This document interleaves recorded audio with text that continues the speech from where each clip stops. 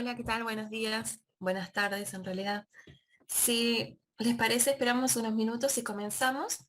Esperemos 2 minutitos más, cuanto mucho, porque hoy es una clase bastante larga.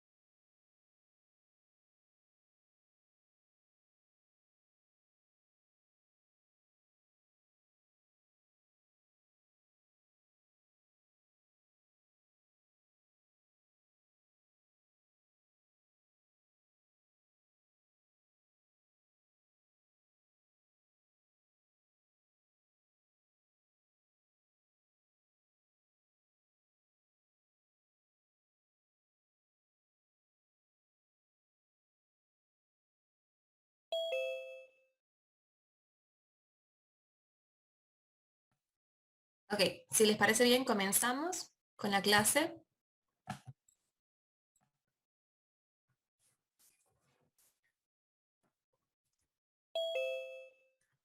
Hoy vamos a ver gestión de requisitos. Vamos a comenzar viendo con lo que se llama la deducción de requisitos. ¿Cuántos son? 17. Bueno, somos un buen número. Miren esto por aquí. Bien. ¿Cuál es la definición que ya la habíamos visto un poco? Se refiere a la deducción de requisitos, que también lo llamamos elicitación. Es una actividad dentro de ingeniería de requerimientos que se refiere a la captura y descubrimiento de los requisitos. La deducción de requisitos consiste en hallar e identificar los requisitos que deben satisfacer un determinado sistema de información. Es de una actividad muy humana, es una actividad que no se puede hacer de forma automática porque hay mucho del estudio de la semántica, de la comprensión de los requisitos. En esta actividad se identifican los interesados, las partes interesadas, los stakeholders, y se establecen las primeras relaciones entre ellos y también entre el equipo de desarrolladores. La deducción de requisitos, que también la vamos a ver como licitación de requerimientos, es una de las principales actividades del proceso de ingeniería de requerimiento. Es el proceso de identificar las necesidades y restricciones de los stakeholders para un sistema de software. Es un proceso analítico y colaborativo que incluye actividades de recolección, descubrimiento, extracción y definición de requerimientos. Por eso se dice que es una actividad humana, probablemente en el aspecto más desafiante, crítico y propenso a errores. Se necesita, bueno, tener una comunicación en todo este proceso de desarrollo con los stakeholders. Acá lo vemos dentro de la gestión de requisitos. Nosotros tenemos la primera actividad, que es la deducción de requisitos. Una vez que capturamos todos los requerimientos, vamos al análisis y negociación, luego a la documentación y luego con el documento con el documento de requisitos podemos validar estos requisitos. Las principales fuentes de los requisitos pueden ser las metas. ¿Se acuerdan cuando analizábamos una organización? Decíamos que tenía una visión, misión, objetivos y plan estratégico. Bueno, las metas de esa organización son también factores críticos del éxito. El conocimiento del dominio de la aplicación. Cuando nosotros hablamos del dominio, hablamos del área de aplicación, por ejemplo, si es una entidad pública, si es una entidad eh, académica, si es un modelo de venta de e-commerce. A eso nos referimos con dominio. Los interesados son los más afectados por el sistema. El entorno organizacional son los procesos de negocio, cuáles son las actividades que se llevan a cabo dentro de la organización. Las partes de licitar, nosotros tenemos primero la identificación de las fuentes de información, tenemos que conocer los stakeholders, tenemos que conocer los documentos escritos, los libros, los manuales, los sistemas de software existentes, establecer los límites. Después también vamos a recolectar hechos. Se utilizan diferentes técnicas para hacer esta averiguación, para tener conocimiento de las acciones que se llevan a cabo dentro de la organización. Vamos a tener comunicación, ¿qué quiere decir? Vamos a conversar de cerca con los clientes, con los usuarios, con las partes interesadas. Se presentan los resultados de determinada manera, debe haber una retroalimentación, nosotros vamos comprendiendo el sistema y también vamos validando el conocimiento que vamos adquiriendo. Y esta actividad también está asociada con la tarea de modelado. Se pueden generar modelos, se pueden generar diagramas, ya vamos a ver un poquito más adelante. En esta fuente de información tenemos los stakeholders, las partes interesadas, que son los clientes, los usuarios, los expertos del dominio. Expertos del dominio, por ejemplo, si nosotros estamos haciendo un software de una entidad financiera, posiblemente tengamos un licenciado en economía que va a ser el experto de toda esa área, o algún gerente de área que es un experto del dominio. Tenemos otros actores, grupos formales que pueden tener como cierto rol dentro de la organización, y grupos informales que son conocedores del sistema sin cumplir algún rol específico. También tenemos desarrolladores, eh, los testers, los analistas funcionales, todo el equipo de desarrollo también forman parte de los stakeholders. Tenemos también los proveedores del sistema, los proveedores de la infraestructura, si se compran algún software, no sé, en alguna empresa, en Lenovo, por ejemplo, ellos también van a ser partes interesadas. Los proveedores siempre son partes interesadas también, porque su trabajo afecta directa o indirectamente en el sistema. Después vamos a tener documentos internos como los formularios, las políticas de la organización, los manuales de usuario.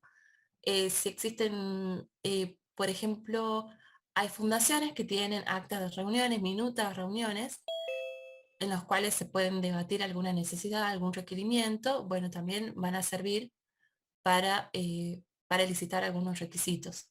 Los contratos con los desarrolladores, reportes de errores, cualquier fuente documentada de información, que puede ser también, puede ser un Redmine, puede ser un gestor de proyecto. Si ellos tienen un Google Drive con documentos internos, es cualquier fuente de información que provenga de la organización va a ser un documento interno que nos puede servir a nosotros para capturar requisitos. Tenemos los documentos externos, que son los manuales de otro software, libros sobre temas relacionados. Si nosotros no somos expertos del dominio, necesitamos investigar un poco más, vamos a tener que recurrir a leyes. Por ejemplo, leyes de protección de datos, leyes de privacidad, estándares. Si nosotros queremos, si estamos haciendo un software de gestión, por ahí necesitamos conocer un poco más de la ISO 9001, que habla sobre la gestión, los sistemas de gestión de calidad. Entonces, todos los documentos externos son todas aquellas documentación que puede estar de forma en papel o electrónica que no haya sido originada dentro de la organización, pero cuya información nos puede a nosotros ayudar a capturar requisitos del futuro sistema. Después tenemos software interno y externo, otras aplicaciones de sistemas que ya existen en la empresa o en el mercado. Software interno sería aquellos sistemas que se llaman sistemas heredados, legacy systems, que son sistemas que por ahí quedaron obsoletos y se desea cambiar, o algunos sistemas de stock, de facturación, o algún sistema que sea ya antiguo al proyecto. Y externo podría ser, por ejemplo, si nosotros estamos haciendo un ERP, podríamos, por ejemplo, consultar a software del mercado que para saber su estructura, para conocer un poco más las prácticas, las mejores prácticas y también las herramientas estándar que hay en el mercado. Las fuentes de información no son completamente conocidas al inicio del proyecto ni del proceso de ingeniería de requerimiento. La vamos a ir descubriendo también a lo largo de las entrevistas, a lo largo de todo el proyecto. Las consideraciones de todas las fuentes de requerimiento durante la licitación de requerimiento es esencial para el éxito del proceso de ingeniería de requerimiento e incluso en el proceso de desarrollo completo. Tener estas bases, estas fuentes es de mucha ayuda porque nos va a permitir conocer a quiénes se tienen que hacer las entrevistas, qué documentación es la documentación clave que hay que estudiar y analizar, cuáles van a ser los estándares que vamos a utilizar. La identificación incompleta de requerimientos y de estas fuentes lo que nos produce es baja calidad del sistema resultante, se omiten funciones y también baja la calidad, la propiedad de la calidad, incrementos de costos y tiempo de desarrollo. Si es necesario implementar requerimientos que no fueron identificados inicialmente, vamos a tener que invertir en costos, invertir en tiempo para poder abarcar esos requerimientos que se pasaron por alto en esta etapa. Bueno, dijimos que los stakeholders son cualquier individuo, grupo o organización que puede afectar o ser afectado positiva o negativamente por el sistema bajo estudio y que tiene influencia directa e indirecta en sus requerimientos. Las barreras existentes que existen en esta actividad de la gestión de requisitos es que en la mayoría de los casos el cliente muchas veces no puede expresar qué es lo que necesita, por momentos piensa que tiene un problema, por momentos no. Existe también una tendencia a exagerar los problemas del día y olvidar lo más importante. Aun cuando ven el problema, no es sencillo expresarlo como una necesidad o un requisito. Sucede mucho que por ahí quieren cambiar un sistema que está obsoleto y depende en el día si nos expresa que el nuevo sistema es una necesidad urgente o nos dice como que van zafando con el sistema existente. Esto sucede mucho. Dice, bueno, sí, en realidad no funciona tan mal, hay que hacerle algunas mejoras, por ahí podríamos trabajar sobre el sistema que ya existe. Después otro día dice, no, el sistema cada vez está más lento, hay que cambiarlo, queremos ir a un sistema web, queremos que todos nuestros usuarios, que todos los vendedores accedan directamente a un sistema web y se comuniquen y pueden trabajar y yo que esté en mi casa pueda ver el reporte. Y al día siguiente, y podríamos hacer algunas ciertas mejoras, los del reporte me gustaría, no funcionan tan mal, como que depende del día si defienden o no el sistema que ya tienen. Muchos usuarios tienen grandes dificultades para explicar qué tareas realiza y aún es más difícil explicar por qué realizan estas tareas.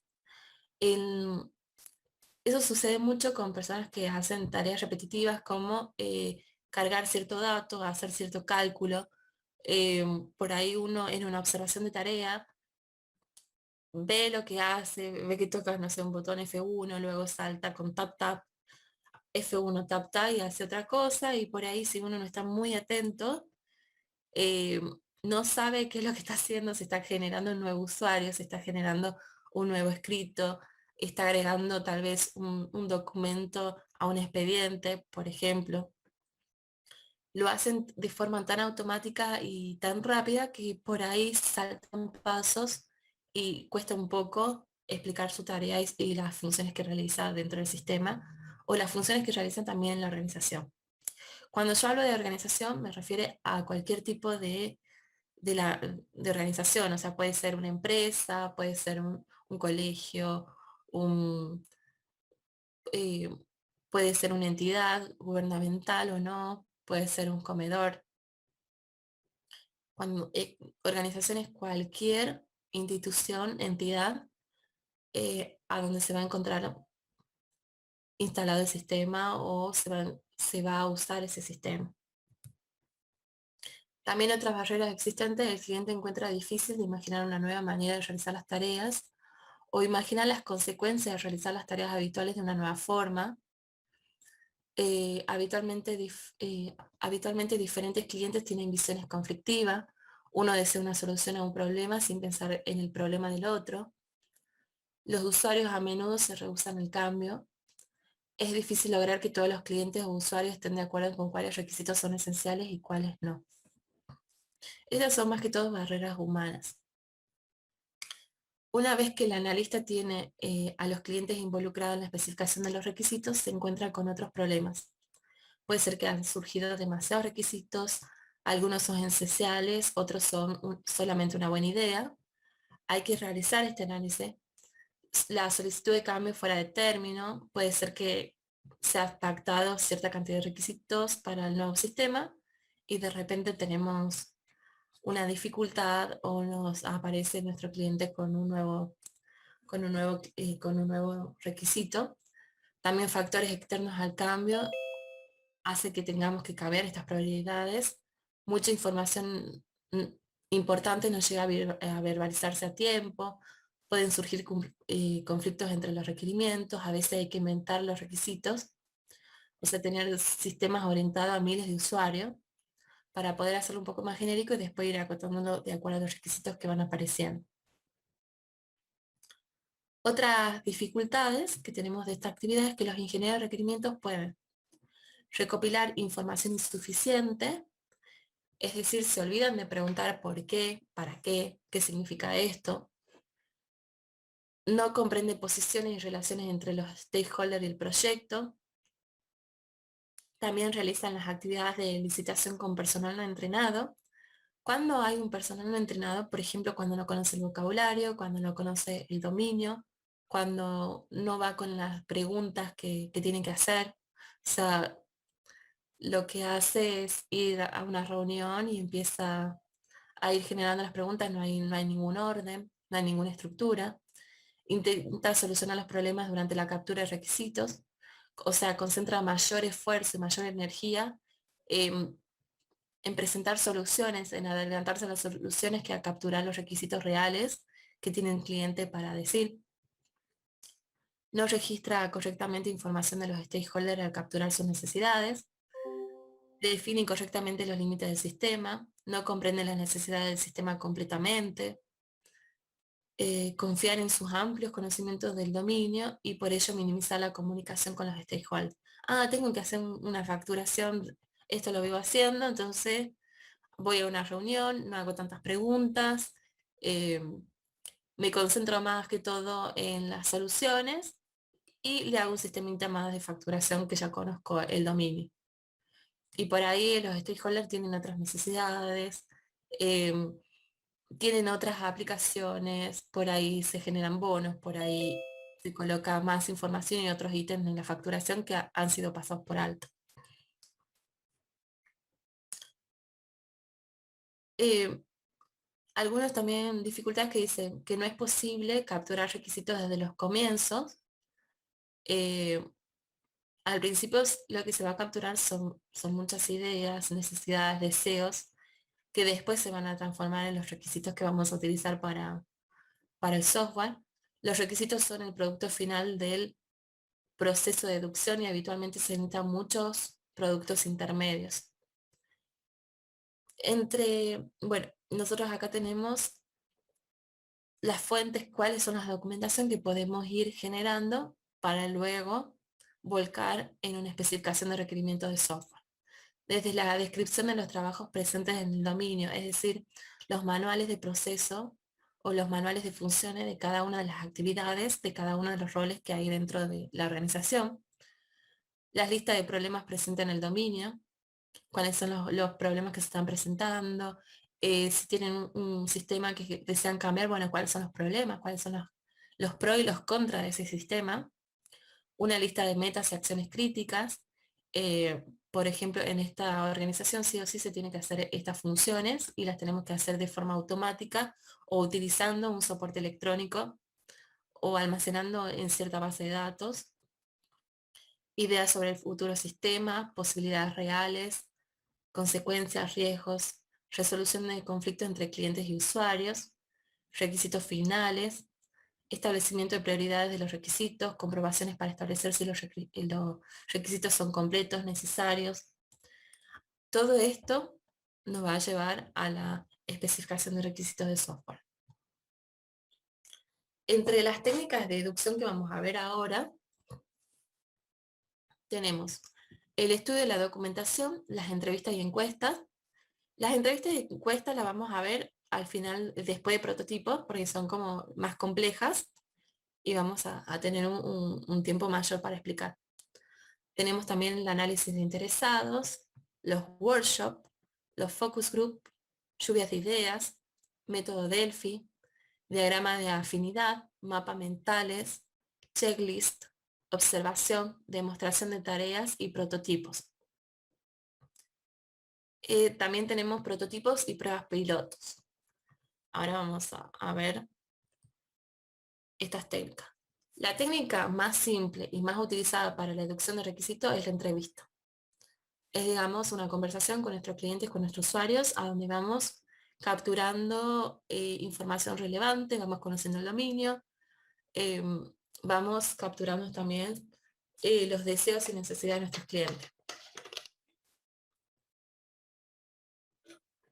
No obstante, existen otras técnicas no excluyentes entre sí. El analista funcional debe seleccionar, el analista funcional o el ingeniero en requerimiento debe seleccionar aquellas más apropiadas para el caso que ocupa. Otras técnicas pueden ser los casos de uso, escenario, storyboards, los storyboards son como escenas dentro del día a día de una organización. Tenemos también análisis competitivo, observación directa e investigación contextual, card sortings u organización de conceptos. Vamos colocando en unas tarjetitas pequeñas conceptos del dominio y lo vamos definiendo, o también tareas o funciones del dominio y las vamos definiendo. Tenemos también los mapas de roles, el perfil de los usuarios, existen muchísimas técnicas. Se necesitan disponer de técnicas que proveen y soporten esta actividad. Vamos a necesitar guías para las entrevistas de usuarios, de diseño y de uso de cuestionarios, de conducción de observación de los usuarios, la identificación de varios puntos de vista y la conciliación entre ellos, cómo también negociar, cómo ver la incompatibilidad entre los requerimientos también, ayudar al usuario en la revisión de los modelos desarrollados y en el análisis de su problema, y la identificación de necesidades para el cambio. También ayudar a identificar a los stakeholders, ayudar a la generación de conocimiento compartido del sistema, a especificar, también utilizar un poco la experiencia, la intuición, la imaginación, el sentido común entre los participantes, tener en nuestros encuentros agendas predefinidas y estrategias de resolución de problemas, y el desarrollo de habilidades para escuchar entre los participantes. Acá cuando hablamos de desarrollo de habilidades de escucha, es lo que también se llama soft skills. Por ejemplo, cuando nuestro cliente está expresando una opinión, no interrumpirlo, dejar que terminen las ideas. Si vemos que está un poco bloqueado en alguna frase o en alguna parte de lo que quiere explicar del sistema, nosotros podemos eh, generar ciertas preguntas disparadoras para que empiece a explicar más detalle lo que quería decir. Son muchas técnicas de oratoria y de comunicación que nosotros debemos aplicar en nuestras tareas. También es necesario técnicas que soporten la experiencia concreta con el trabajo de usuario en el nuevo sistema, conocimiento del mercado actual y los propósitos del cambio. Si nos vamos a encarar, por ejemplo, de mercados muy dinámicos como, no sé, inversiones y demás, vamos a tener que estudiar un poco hacia dónde deriva esto.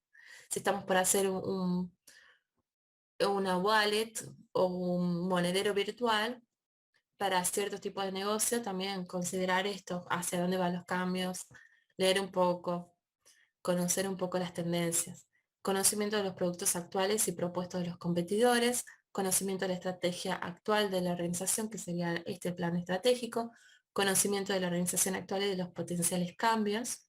Si están en una fase de reestructuración, bueno, conocer también. Conocimiento de las políticas de negocio y planes de cambio. El proceso de ingeniería de requerimientos debe trabajar con diversas áreas de conocimiento de manera integrada. El tipo de técnica usada va a influir sobre el área de conocimiento que se puede desarrollar y la naturaleza de las comunicaciones entre los stakeholders y los desarrolladores. En el estudio de la documentación nosotros vamos a tener varios tipos de documentación, como manuales, reportes, pueden proporcionar al analista de información información valiosa con respecto a las organizaciones y a sus operaciones. La documentación difícilmente refleja la forma en que realmente se desarrollan las actividades o donde se encuentra el poder de las tomas de decisiones.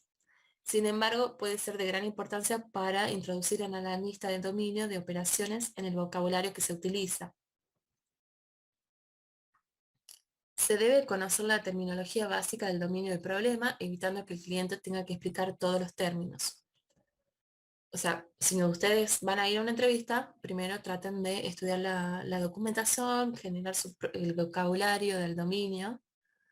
Se puede recurrir a una técnica auxiliar de estudio de documentación, a bibliografía sobre el tema, documentación de proyectos similares realizados anteriormente. Em, Podemos también buscar por internet otras herramientas que sean aplicadas al dominio, como para poder guiar a nuestros usuarios, a nuestros clientes. De forma paralela a la lectura se debe documentar los requerimientos elicitados. Vamos a ir resaltando, haciendo un listado de los requerimientos que nosotros fuimos descubriendo en la documentación. Es aconsejable registrar inmediatamente los pasajes de texto relevantes que conducen a la definición de un requerimiento. Por ejemplo, si estamos estudiando la ley y la ley nos dice que queremos aplicar firma digital y la ley nos dice, bueno, que tiene que estar la firma digital bajo un algoritmo de encriptación, nosotros podemos copiar ese pasaje, la firma digital debe estar bajo cierto algoritmo de encriptación, que según, o tiene que ser, para que sea tenido en cuenta como válida, respetar eh, las políticas de ONTI, entonces nosotros le vamos a poner respetar políticas de ONTI. Puede ser con token o no, entonces vamos capturando todos esos datos dentro de la documentación. Esta información de trazabilidad respalda la validación de los requerimientos obtenidos y los hace trazables para los stakeholders. ¿Qué quiere decir? Que nosotros a partir de los requerimientos podemos poner la fuente y si tenemos dudas, consultas, le podemos decir, bueno, este requerimiento fue adquirido de la ley o del estándar que ustedes están aplicando, o la ley de empleados de comercio, por ejemplo, o en la cuestión de facturación, esta parte la sacamos de lo que dice el AFIP sobre cuáles son los importes o los porcentajes que se tendrán en cuenta para las cargas sociales. Toda esa información es trazable, podemos ir a la fuente. El análisis de los interesados son las personas que necesitan asegurar el éxito del proyecto. Por ejemplo, los futuros usuarios y sus superiores, quiere decir los gerentes, la gente, la gente de las áreas, los líderes de área, de dominio. En esencial, detectar todos los grupos interesados y encontrar sus necesidades. Esta es una manera interesante de capturar los requerimientos, porque lo que vamos a hacer nosotros es listar a los interesados y vamos a ir marcando, dependiendo del rol, cuáles son las tareas necesarias o cuáles son las funciones que necesita cierto rol. Durante este análisis se debe tratar de encontrar la respuesta a las siguientes preguntas: ¿quiénes son los interesados? ¿Qué metas ven para el sistema? Eso va a depender mucho del rol del interesado. ¿Por qué le gustaría contribuir? ¿Qué riesgos y costos ven? ¿Qué tipos de soluciones ven? El factor crítico del éxito de un análisis de interesado es que hay que convocar a una gran reunión donde todos los interesados conocidos estén presentes, o convocar a algunos a una reunión más pequeña, pero debe haber una persona representativa de cada uno de los roles dentro dentro de la organización. Si esto falla, se debe entrevistar uno por uno. O sea, nosotros vamos a convocar los grupos, vamos a generar estas preguntas. Si no podemos obtener los requerimientos, vamos a necesitar entrevistar a cada uno de los participantes. Después, una de las actividades que se realizan son los workshops, que están muy de moda. Un workshop es una reunión estructurada en la que tengo un grupo de stakeholders y expertos en el contenido. Estos expertos de contenido también hacen de moderador. cuidadosamente seleccionados trabajan juntos para definir, crear, refinar y lograr el cierre de productos como modelos y documentos que representan los requerimientos de usuario. Los workshops a menudo incluyen varios tipos de stakeholders, desde usuarios hasta desarrolladores y testers. Se utilizan los workshops para obtener requerimientos de múltiples stakeholders al mismo tiempo. Se trabaja en grupos, es mucho más efectivo para resolver desacuerdos que hablan con la persona de forma individual. Acá voy a corregir, me quedó unida la palabra. Así, cuando termino la clase, le subo directamente a usted.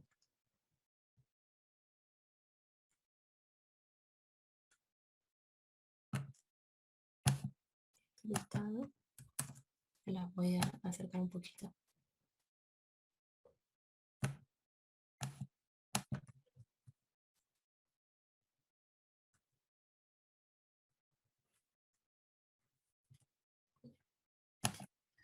Estos workshops también se los utiliza mucho por Zoom, se lo hacen mucho virtual. Lo que nos va a permitir es trabajar de una manera tipo taller con nuestros usuarios y a través de actividades vamos a ir, vamos a ir capturando estos requerimientos y vamos a trabajar en conjunto. Lo primero que hay que hacer para preparar un workshop es definir los objetivos del workshop. Por ejemplo, si queremos hacer una herramienta que sea una aplicación, una app de un sistema que ya existe, de un sistema web que ya existe, nosotros podemos decir, bueno, vamos a establecer cuáles son las funciones más importantes que vamos a poner en la app de la organización. Vamos a definir también los resultados esperados y un procedimiento de trabajo. Eh, Al final del workshop queremos saber 6 módulos que sean los más importantes que van a estar en el menú de la nueva app. Seleccionar e invitar a los participantes, podemos tener personas de diferentes áreas, diferentes roles. Vamos a escoger un lugar para la realización, puede ser una sala de Zoom con esto de breakdowns rooms, o sea, podemos también dividirnos en pequeñas salas para discutir. Vamos a designar también un eh, moderador en cada una de las salas de discusión y vamos a designar también un tomador de minutas que se llama también Keep Noted, que lo que va a hacer es tomar y registrando todos los datos que se fueron, que se fueron discutiendo, toda la información, cuáles fueron las conclusiones de cada una de las salas. En la definición del objetivo del workshop se va a indicar explícitamente los motivos por los cuales se llevará a cabo ese workshop y los tipos de artefactos de requerimientos que serán elaborados durante el workshop. Artefactos de requerimientos son las documentación, los casos de uso, eh, todo aquellas herramientas que nos van a permitir a nosotros trabajar con requerimientos. Acá, como ejemplo del objetivo el objetivo es generar casos de uso y casos de prueba del sistema de aprendizaje asistido por computadora. Eso puede ser un workshop válido. Definir los resultados esperados y un procedimiento de trabajo. El procedimiento de trabajo define cómo será alcanzado el objetivo y cómo se producirá los resultados del trabajo esperado. Puede ser que al final del workshop tengamos unos prototipos o puede ser que al final del workshop tengamos solamente ideas o elijamos los 6 módulos que habíamos decidido como objetivo. Algunas técnicas utilizadas son brainstorming, definición iterativa del objetivo y escenarios, discusiones, trabajos en subgrupo, presentación de resultados al resto. Puede ser también que haya como preguntas disparadoras y se genere debates, micros debates dentro de cada una de las salas, en los cuales el tomador de notas irá documentando. En la preparación también se debe resumir el procedimiento de trabajo en una agenda, con tiempos, con objetivos que cumplir. Seleccionar e invitar a los participantes. En función de los objetivos del workshop, los participantes son seleccionados en grupos de stakeholders potenciales. La cantidad recomendada de participantes para generar este tipo también para tener un feedback, para poder discutir y demás, es entre 5 y 15, asegurar la disponibilidad de los participantes con tiempo. Es difícil reprogramar un workshop debido a la cantidad de participantes. Informar a los participantes sobre el objetivo de este workshop. Cuando lo estamos invitando, tienen que saber para qué van a ir, qué es lo que se desea lograr en ese taller. Escoger un lugar de realización virtual, físico, un lugar sin distracciones, con suficiente espacio para todo. Contemplar el equipamiento necesario, pizarrón, proyector. Estos tipos de workshops también hay organizaciones que se dedican a pagar un fin de semana en un lugar bonito, hacer como retiros laborales, van a Tafí del Valle, alquilan unas habitaciones en un hotel y alquilan una sala de conferencia, generan actividades, trabajan. La idea es que sea un taller puede ser de unas pocas horas, hasta puede ser de unos días. La idea es que, bueno, que sea un taller a donde esté bien enfocado el grupo en las tareas que se desean realizar. Designar un moderador. El moderador tiene la tarea de guiar el workshop, debe asegurar que las actividades de los participantes contribuyan con el objetivo del workshop, deben detectar conflictos entre los puntos de vista de los participantes, bueno, cuando hay partes que piensan diferentes, tratar de llegar a un acuerdo, dar soporte a esta resolución de los conflictos. Debe conocer los objetivos también del workshop y los resultados esperados para que también las discusiones no se dispersen, sino que se vayan encauzando hacia los objetivos del workshop. Puede ser un moderador externo, lo que ofrece también es un servicio un beneficio de imparcialidad. Moderadores externos, hay muchos roles como coaching ontológico. Se contrata un coach para llevar la discusión en taller y demás. Este, También hay personas de recursos humanos que tal vez no están metidos en el día a día de las tareas core de la organización, pero ellos pueden también trabajar como moderadores, siendo imparciales dentro del grupo. En la preparación, bueno, el rol del tomador de minutas debe tomar notas durante toda la reunión, puede ser externo también. Eh, el hecho de que sea externo va a hacer que va a ser unas notas mucho más neutrales. Sino también puede ser un participante del workshop, por ejemplo, en cada grupo de debate, nosotros podemos decirle a alguna de las personas que se encarguen de tomar notas. ¿Ya? ¿Cómo se lleva a cabo los workshops? Tenemos en la apertura, el moderador presenta los objetivos del workshop, los resultados esperados, las técnicas, las reglas definidas, por ejemplo, reglas de respeto, de dejar terminar las ideas a los compañeros. También dice la agenda a todos los participantes, dice, bueno, vamos a tener 2 horas, vamos a hacer un break, vamos a continuar, luego vamos a tener el almuerzo, o si va a ser durante una mañana, si va a haber algún break, o si se van a separar la agenda en temas, lo, lo indica en la apertura. Durante la realización se respeta la agenda, las reglas, se modera la participación en forma neutra, se debe documentar los resultados del workshop, las decisiones tomadas, las alternativas evaluadas, el razonamiento detrás de esas decisiones y los conflictos también durante el workshop. En la finalización, todos los temas abiertos han sido documentados. Si hay temas que todavía no han sido finalizados, se documenta y se definen procedimientos para traerlos al futuro. Puede ser que me diga, bueno, con respecto a estos temas, le vamos a pasar una encuesta.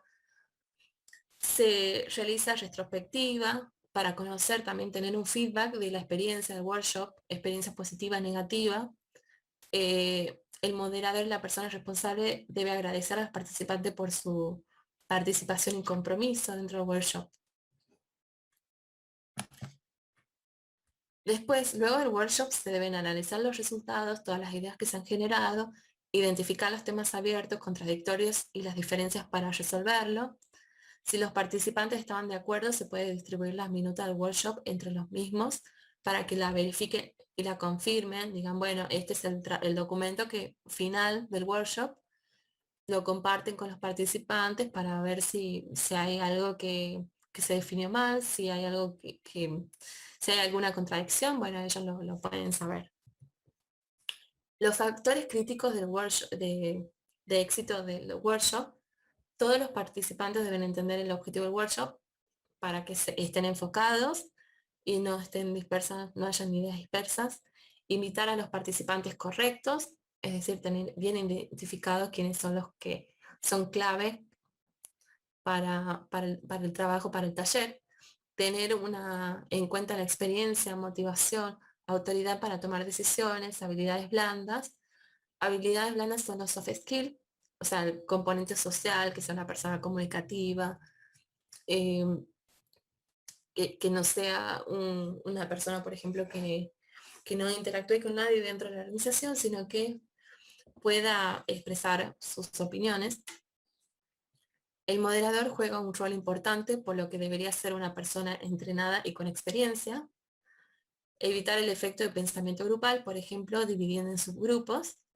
Hay muchas veces, si se los dividen en las personas de la misma área, siempre hay como un líder o como un representante que habla por el grupo y cuando piden otras opiniones, dice todos opinamos igual que fulanito.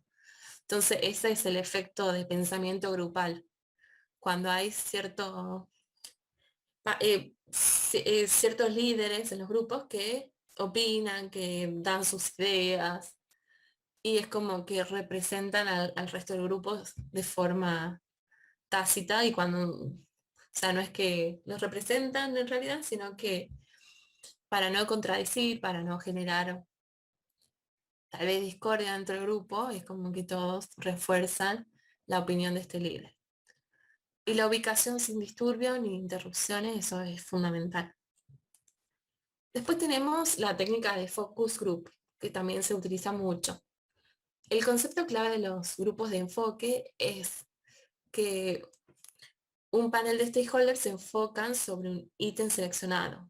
O sea, puede ser desde una característica del sistema, una función, un focus ítem sería un módulo también puede ser para identificar los requerimientos con respecto a ese ítem.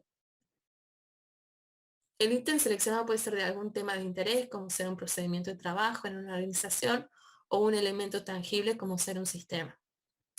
Esas personas seleccionadas van a tener en foco ese sistema, ese módulo, ese procedimiento de trabajo. Existen varios grupos de enfoque. Tenemos los exploratorios. Durante una sesión de exploración del grupo de enfoque, el principal objetivo es elicitar nuevos requerimientos del sistema. En el caso de que el ítem a enfocarse suele ser un poco vago, vamos a ir conociendo y explorando ese ítem. Los grupos comparativos es una sesión de un grupo de enfoque comparativo, tiene como objetivo elicitar un conjunto inicial de requerimientos basado en un producto competidor o una versión previa del sistema. Lo que van a hacer es generar mejoras, realizar las comparaciones también pueden ser a través de un FODA, lo que se llama, es un gráfico donde se identifican las fortalezas, las oportunidades, las debilidades, las amenazas del sistema previo o de la organización frente a los competidores. Puede emplearse el sistema existente y su documentación también. También se pueden hacer comparaciones de ventajas y desventajas. Después, el Focus Group que estudia las prioridades es una sesión de grupo de enfoque con prioridades que tienen como objetivo priorizar los requerimientos ya obtenidos e identificar los requerimientos faltantes. Es como que seleccionamos a un cierto grupo que tiene que tener cierta relevancia en el proyecto y lo ponemos a trabajar en un ítem específico. Los factores críticos del focus group es invitar a los participantes correctos, quiere decir que sean con interés, con conocimiento, con experiencia. Los participantes deben conocer el ítem seleccionado, el módulo, el sistema, el procedimiento que se va a evaluar y debe conocer también el objetivo. El moderador en este En el focus group también vamos a tener un moderador que juega un rol importante debido a que debe mantener las discusiones en niveles razonables, por lo que debería ser una persona con experiencia y también una persona neutral, que le dé el tiempo a cada uno de los participantes para concentrarse a expresar sus ideas. Evitar el efecto del pensamiento grupal, o sea, evitar tener un líder que hable por todos, sino que tratar de darle el tiempo. Esto también de tener el pensamiento grupal es que genera bastantes sesgos y nos terminamos quedando con las ideas y las opiniones de la persona que más fuerte habla o de la persona que más influencia tiene dentro de la organización y no podemos escuchar otras voces que también son importantes. Para el focus group también podemos tener un ambiente confortable, creativo y sin disturbios. Podemos reunirnos en un café, bueno, en una sala de un café dentro de la organización o en algún grupo de alguna sala de reuniones. También puede ser a través del Zoom.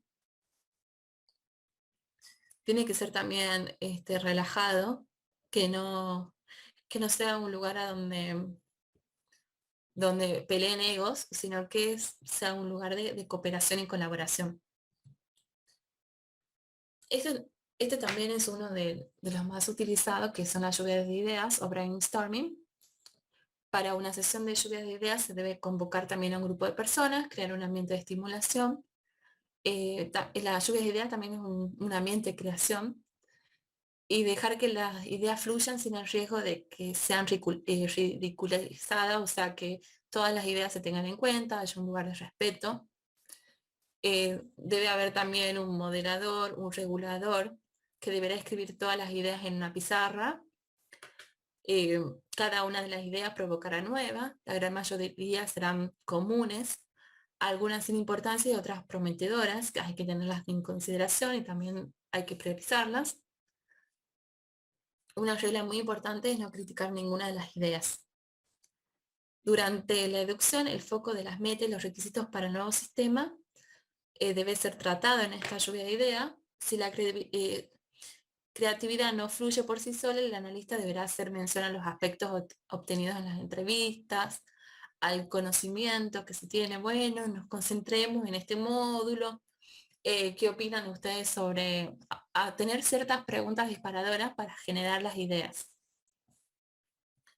Durante el diseño del sistema, las sesiones de lluvia de ideas se focalizan en formas innovadoras de resolver los requisitos. El regulador podrá finalizar la sesión preguntando a cada participante sobre la asignación de prioridades de cada una de las ideas que se han generado. ¿Cuáles son más prioridades? Ah, me parece que esta idea la van ubicando. El principio fundamental, el regulador debe buscar inspiración realizando las siguientes preguntas. ¿Es posible modificar algo? ¿Es posible añadir? ¿Es posible eliminar? ¿Se puede sustituir un elemento por otro? ¿Es posible combinar elementos entre sí? ¿Se puede tomar la idea en un sentido opuesto? Se va a ir modificando y cambiando. Se consideran como buenas aquellas ideas que se pueden poner en funcionamiento inmediatamente. También las que no sobrepasen los límites del marco restrictivo impuesto, es decir, el presupuesto, el tiempo, la técnica, el alcance del proyecto, sean compatibles con otras ideas ya admitidas por otros en el aspecto de los problemas. La lluvia de ideas es un sistema de comunicación en donde las ideas de uno estimulan también a los demás. Es una técnica para desarrollar ideas y explotar también el significado. Si bien las ideas van a quedar escritas en una pizarra o en un papel, ustedes pueden ir indicando, pidiendo más detalles sobre esas ideas, ir documentando también esas ideas. Ahí, por ejemplo, vemos cómo sería. ¿Qué opinan de esta idea? ¿Qué les parece? Se van clasificando. Bueno, esto pertenecería a tal módulo, la vamos a ir ordenando entre todo el equipo. El brainstorming o lluvia de ideas se considera comúnmente como una técnica de creatividad. El brainstorming funciona con un grupo de stakeholders. También se lo puede utilizar dentro de un workshop. Los factores críticos del éxito es seguir estrictamente las reglas definidas. El tamaño de los grupos es esencial, grupos pequeños de 5 a 8 personas aproximadamente. y describir las ideas generadas. Hay que describirlas. Tenemos también el método Delphi. Consiste en un proceso de retroalimentación de respuesta con el objetivo de tener un resultado representativo de la opinión de un grupo de clientes y usuarios. Su objetivo es el tener el consenso basado en la discusión entre expertos mediante un procedimiento iterativo. Este método es un método que nos permite a nosotros ir contestando, guiando a los clientes y a los usuarios, a los stakeholders que fueron invitados, ir guiando a que vayan generando consenso sobre ciertas características del software, ciertos módulos, ciertos sistemas, tal así que al final de este método nosotros tengamos como las ideas que han sido mayormente aceptadas por todo el grupo. Su funcionamiento se basa en la elaboración de un cuestionario que debe contestar cada experto. Una vez analizados los resultados globales, se vuelve a realizar otro cuestionario que deberá contestar los mismos expertos. Este cuestionario se da a contestar tras darle a conocer los resultados obtenidos en la consulta anterior, hasta llegar a un consenso. La elección de los participantes debe ser sobre una muestra representativa del sector. Para contestar los cuestionarios se deben proveer las siguientes instrucciones. Señalen la importancia de acuerdo a las siguientes opiniones. Muy importante, bastante importante, poco importante, nada importante. Y se van listando diferentes requerimientos, diferentes funciones, características que tendría que tener el sistema. En caso de que cualquiera de las cuestiones les parezca irrelevante, indíquelos con sus comentarios. Puede decir, bueno, esto es irrelevante, esto no se usa. Son como también una manera de validar lo que se fue avanzando con la especificación de requerimientos, con la captura de requerimientos en realidad.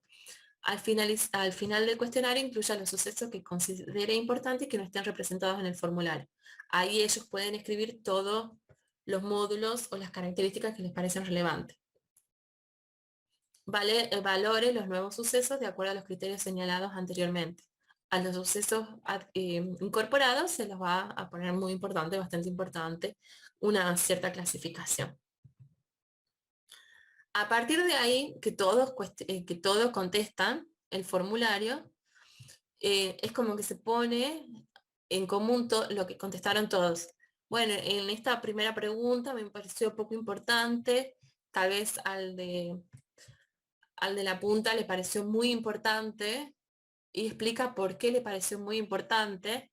Entonces por ahí la persona que le parecía poco importante comienza a cambiar su opinión, o bien si explica y dice, bueno, me pareció poco importante y da los fundamentos necesarios, tal vez esta persona cambia también su opinión.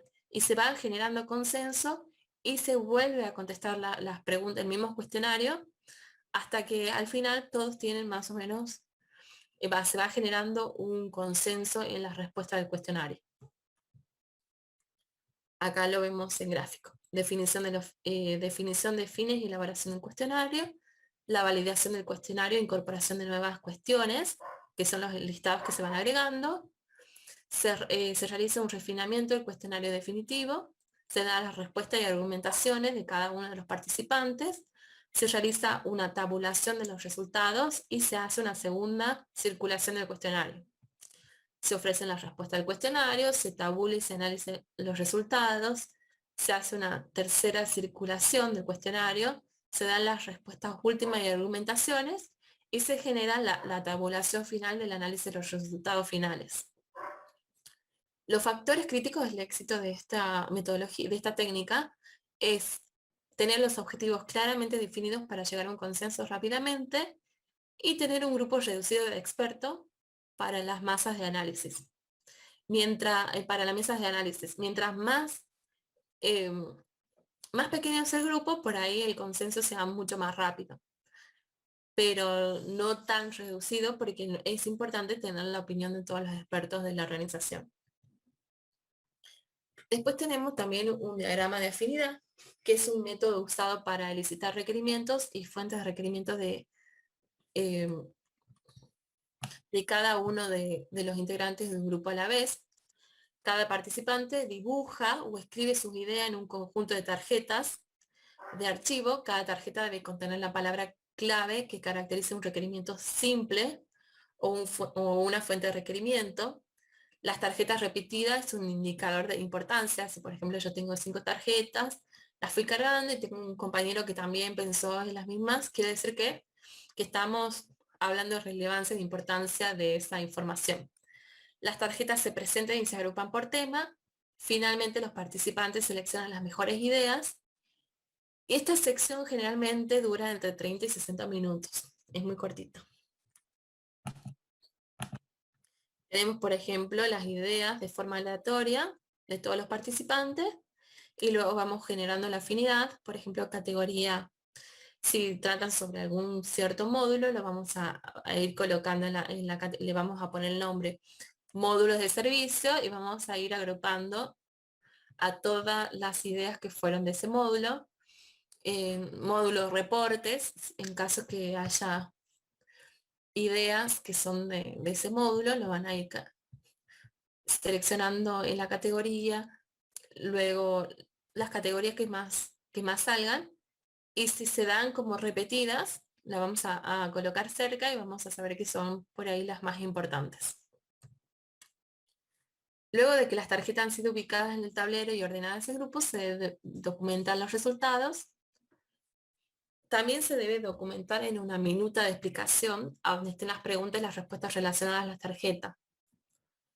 Se puede enumerar esas tarjetas para después referenciarlas dentro de la minuta, dentro de la explicación que documentará toda la actividad, distribuir en los stakeholders para que puedan ofrecer su feedback. Se debe definir cómo serán empleados los resultados. A partir de esto se puede decir, bueno, vamos a generar un documento, vamos a partir de lo que ustedes dijeron, vamos a generar un listado de requerimientos por orden de importancia, por ejemplo. Los factores críticos de éxito son, los objetivos tienen que estar claramente definidos, el tamaño del grupo, con grupos muy grandes, dividir los grupos en varios subgrupos y limitar el número de tarjetas por subgrupo para reducir el esfuerzo. Por ejemplo, si grupos muy chicos, se les puede dar 10 tarjetas a cada persona. Si el grupo es muy grande, tal vez decir, bueno, en esto que me des entre 5 a 3 ideas para hacer esta actividad.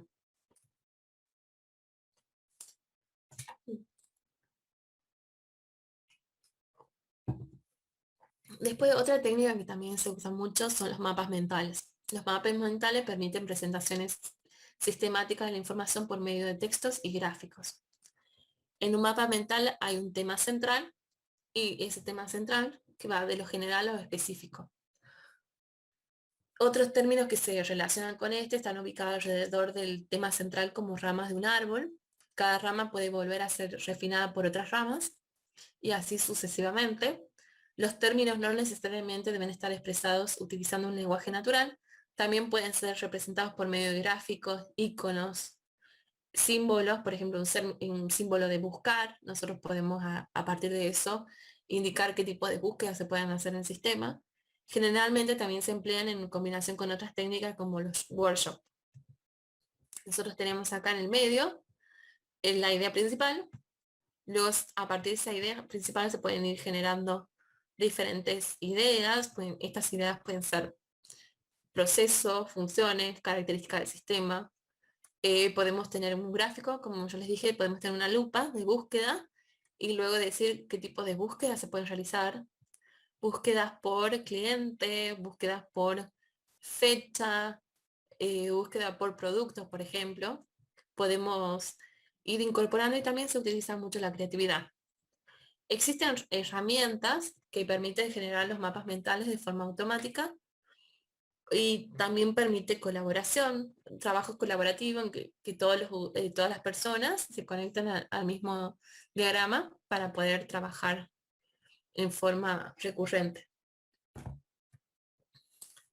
El tema central se debe escribir en el medio, los títulos se ramifican desde el sujeto central, las palabras claves pertenecientes a un título se deben refinar si es necesario, se puede agregar figuras al texto, aunque se debe tener en cuenta que pueden ser malinterpretadas, se pueden enlazar e interconectar las diferentes ramas, por ejemplo, esta rama yo puedo poner, como tiene relación con la rama de acá, puedo poner líneas de punto y conectarlas.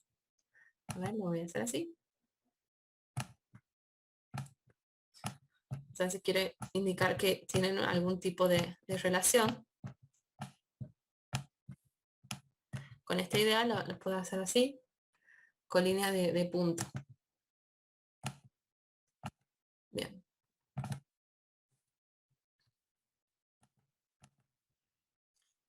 Los factores, se pueden emplear también colores.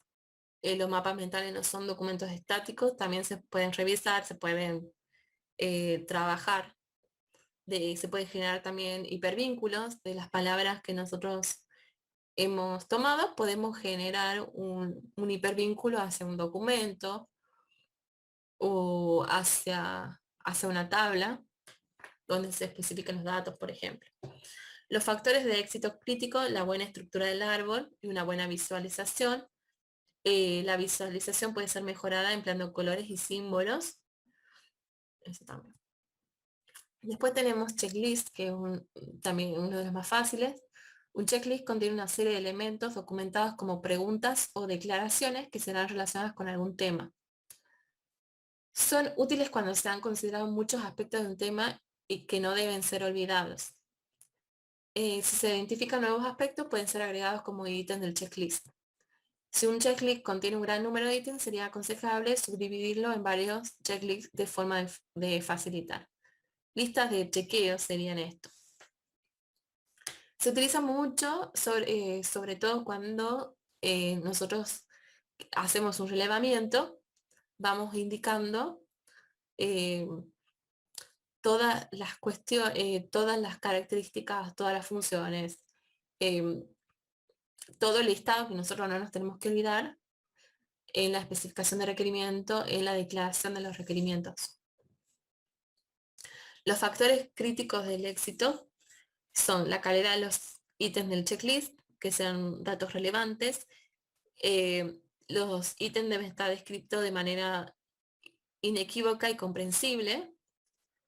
Y los ítems también tienen que ser actualizados. Si hay algún ítem que se descarta, se tacha y se sigue agregando.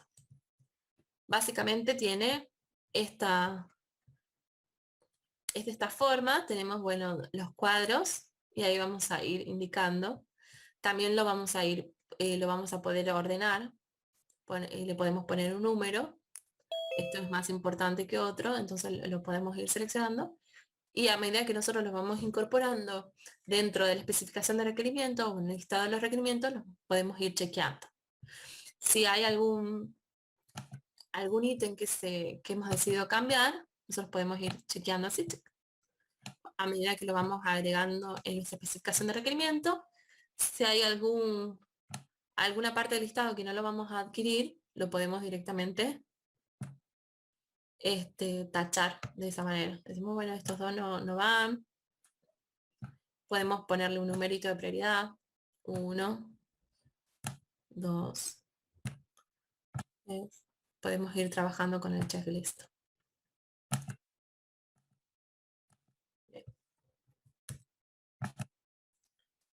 Después tenemos la observación de tarea. Esto ya implica más estar presente dentro de la organización. La observación significa que una persona observador elicita requerimientos al observar a los stakeholders o a los sistemas existentes. La ventaja es que los stakeholders proveen mejores descripciones de sus actividades mientras las realizan que al hacerlo de forma retrospectiva, es decir, en una entrevista o en un workshop, tratando de recordar lo que hacen en el día a día. Los usuarios no siempre son conscientes de lo que hacen realmente y cómo lo hacen. Si se les pregunta, se obtendrán respuestas con lógica, pero serán explicaciones equivocadas, no porque no lo hagan deliberadamente, sino porque es demasiado abstracto hablar sobre un trabajo, es más fácil mostrarlo. ¿Cómo realizar la búsqueda de una selección en un libro que conoce bien? Bueno, más fácil. Vamos tocando tap tap y llegamos a la solución. Una solución a estos problemas es observar qué actividad se realiza realmente. Este análisis puede consumir tiempo con los usuarios, observando sus ideas habituales. La observación puede ser directa o puede ser etnográfica. También puede ser silenciosa e interactiva. La directa, el observador mira al stakeholder mientras realiza una tarea particular, analiza sus actividades y efectúa las preguntas. La observación directa de un sistema existente significa que el observador mira a algún stakeholder utilizando el sistema o cómo el sistema opera de forma autónoma. La etnográfica, el observador pasa un largo periodo de tiempo con los stakeholders para aprender activamente y comprender su forma de trabajar y sus procedimientos de trabajo. Por lo tanto, el observador realiza todos los flujos de trabajo de los stakeholders, o sea, la persona que observa es como si fuera un practicante, ingresa a la organización, comprende los flujos de trabajo, las actividades, las funciones que se realizan, en la medida de lo- en la medida de lo posible. Al realizar las actividades de los stakeholders por su cuenta, el observador obtiene una comprensión profunda de esas actividades. También puede entender el por qué realiza esto, por qué genera eso, por qué toca el botón que tocó. Tenemos también observaciones silenciosas, son apropiadas cuando los stakeholders están demasiado ocupados y no pueden ser interrumpidos. Tenemos observación interactiva, que permite que el observador interrumpa al stakeholder en la mitad de la tarea y efectúe preguntas. Acá vemos dos personas trabajando y alguien haciendo preguntas mientras observa las computadoras. En algunas oportunidades podrían emplearse cámaras de video, con lo cual posteriormente podrá analizarse nuevamente lo que ha sido mostrado en la organización, además de revisarlo con el usuario y aclarar puntos imprecisos. La observación permite deducir conocimientos sobre las tareas y algunos problemas asociados a la misma. El objetivo de la observación es discernir acerca de la complejidad de la tarea y qué características deben presentar la interfaz de usuario final. El inconveniente que tiene la observación es que el analista actúa como un observador pasivo, lo que hace que sea poco práctica por razones de tiempo. Me acuerdo uno de los años, tenía unos compañeros de ustedes que estaban generando un sistema para el Ministerio de Educación. Entonces mostraban cómo se manejaban los legajos dentro del Ministerio de Educación, los legajos de los docentes que se inscriben en la Junta. Lo que hicieron ellos fue firmar desde el momento cómo iba una persona haciendo cada una de las actividades. Desde que recibía un formulario con una carpeta, hasta que lo ubicaba dentro de una habitación grande con otra documentación. Esa era la observación y se podía ver la dimensión de la cantidad de papel que tenía el Ministerio de Educación, la cantidad de papel, desorganización también. Contaba, bueno, se podía ver las debilidades del sistema actual, que fue muy importante. Los factores críticos del éxito. Los resultados de la observación solo son útiles si los stakeholders observados están dispuestos a compartir sus conocimientos con el observador. El procesamiento de los resultados no son comprensibles por los stakeholders hasta que no hayan sido procesados, hasta que ustedes no hayan generado los requerimientos. También tener en cuenta la objetividad del observador, las características de observabilidad. También se puede observar los eventos, las actividades, los procesos de interés, cuánto esfuerzo se requiere para permitir la observación y qué cantidad de explicación se requiere de los stakeholders para obtener una comprensión suficiente de sus actividades. Si nosotros vemos tal vez un procedimiento que es demasiado complejo, por ahí no se podrá comprender. Me da la sensación que la letra está más grande acá. Se los voy a ir modificando para que ya les quede listo. Sí, estaba más grande. Bien.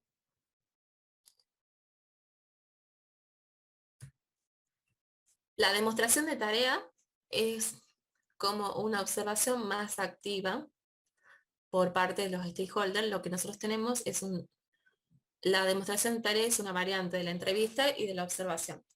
Se le pide a los usuarios que muestren cómo realizan una tarea específica. El analista estará interesado en determinar cómo se realizan las tareas antes que el sistema sea implementado.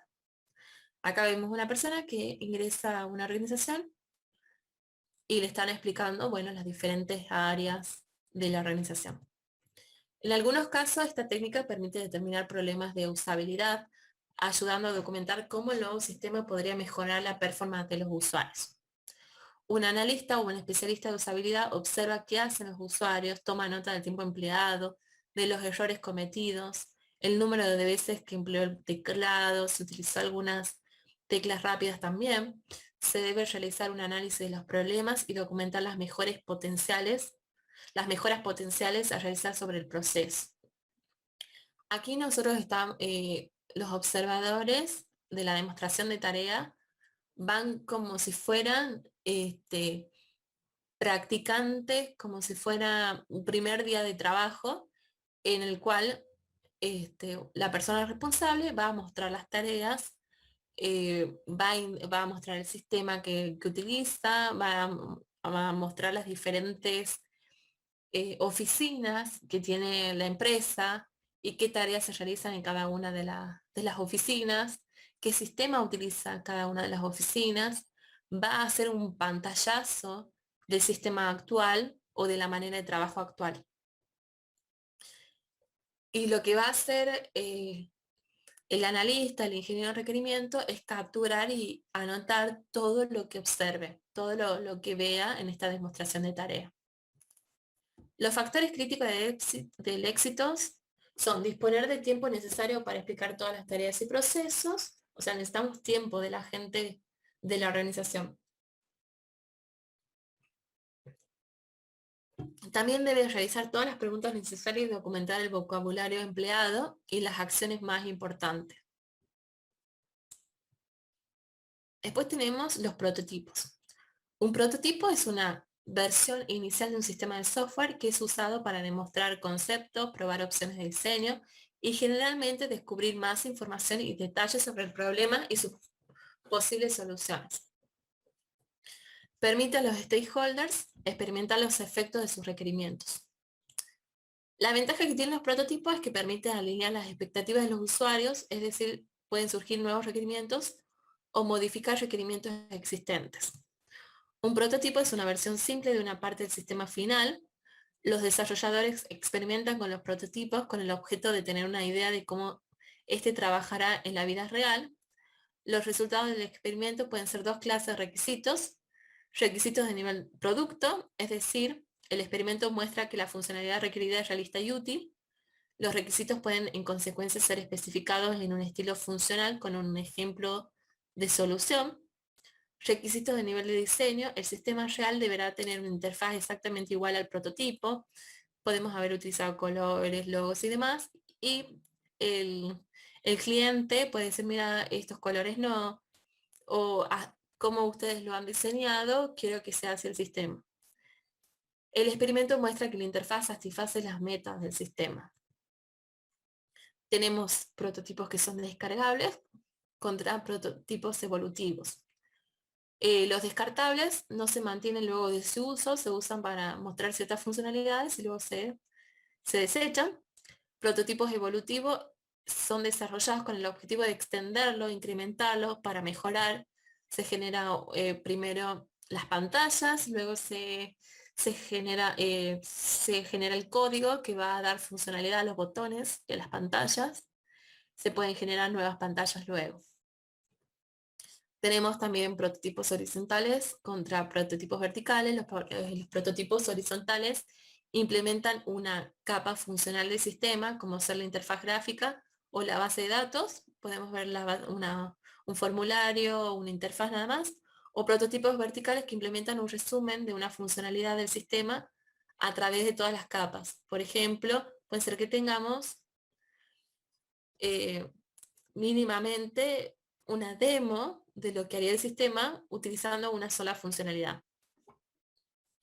También se realizan prototipos de papel para conceptos iniciales de interfaces gráficas que pueden ser demostrados dentro de un póster, por ejemplo, maquetas, que son modelos de sistemas sin funcionalidad útiles para elicitar requerimientos de apariencia física del sistema.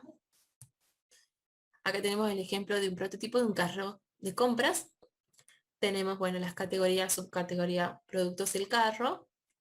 y vamos señalando, bueno, cuando entremos a una categoría, cuáles van a ser las categorías, cómo se van a mostrar.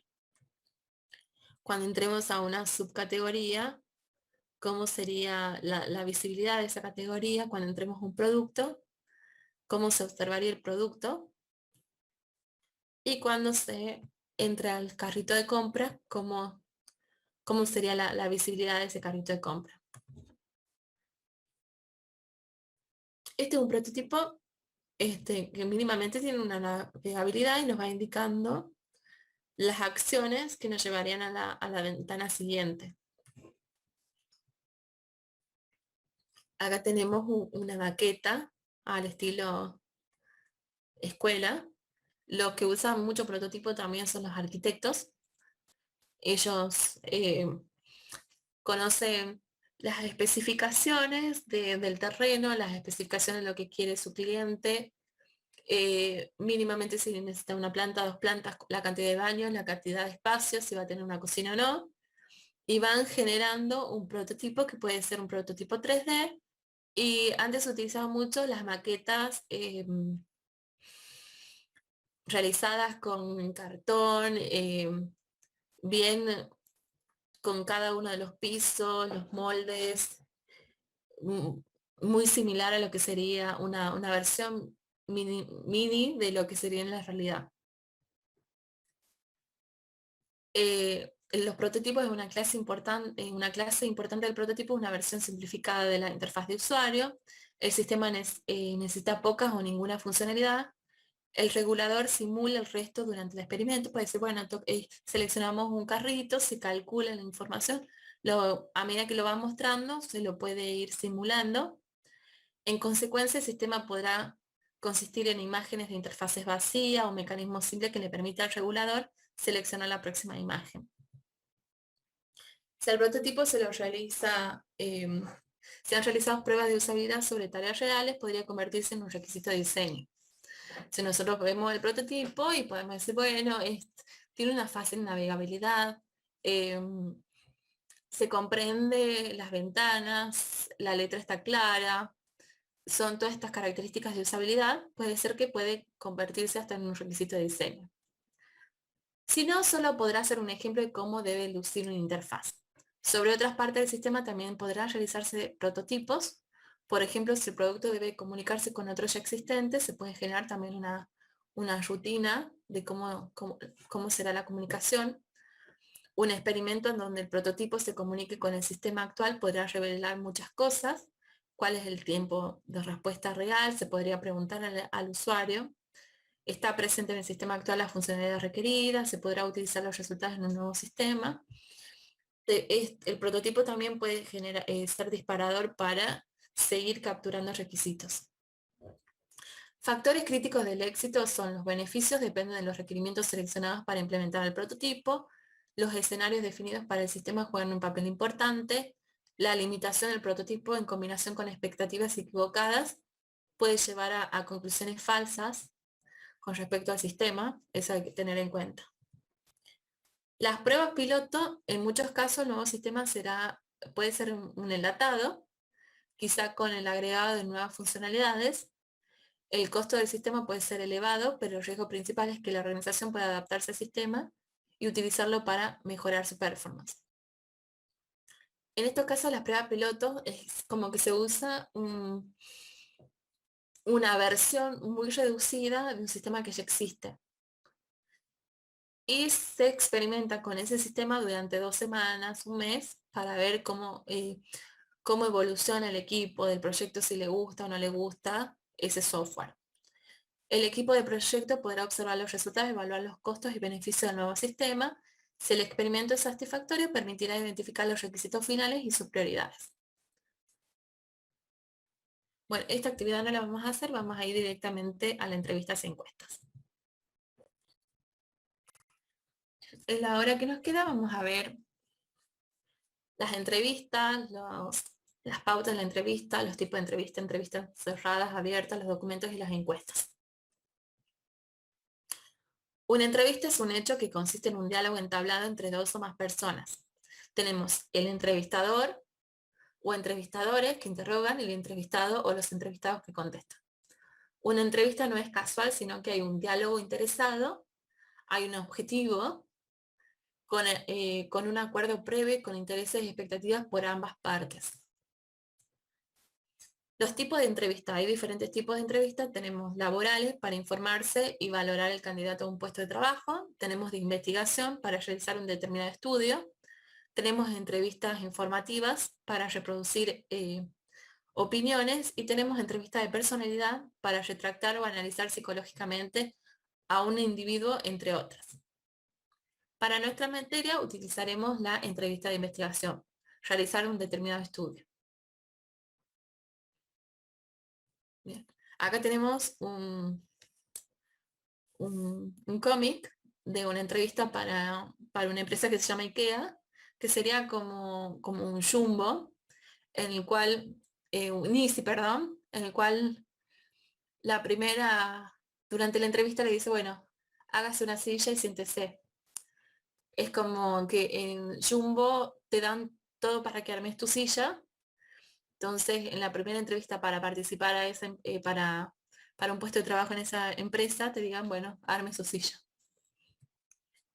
Los actores y roles. Tenemos entrevistador, además de tomar la iniciativa de la conversación, plantea mediante preguntas específicas cada tema de su interés y decide en qué momento el tema ha cumplido los objetivos. O sea, puede ir indagando un poco más sobre el tema. Tenemos un moderador, es quien guía todo el proceso, debe darle la palabra a la persona que corresponde hablar, está atento si hay una respuesta, se extiende más de lo necesario, no permite que el entrevistado se vaya por las ramas. Este es el caso de entrevistas grupales. Vamos a tener un entrevistador que va a conocer todas las preguntas y un moderador que va a ser neutro y que le va a dar espacio a cada uno de los entrevistados para contestar las preguntas. Tenemos un documentador que es el encargado de registrar la información que brinda el entrevistado. Y tenemos un entrevistado que facilita la información sobre sí mismo, su experiencia o el tema en cuestión. Antes de trabajar en Accenture, que fue una consultora, que es una consultora de Buenos Aires, en la que trabajé 2 años, me acuerdo que la entrevista de trabajo fue en el Sheraton de Tucumán. Había venido una gerente de Accenture. Ella fue la que nos fue haciendo las preguntas técnicas. Teníamos un moderador que era una persona de recursos humanos, muy preparada, y luego teníamos un documentador que era como el asistente del, de la figura de recursos humanos. El documentador lo que hacía era tomar nota de las respuestas y de lo que iba generando.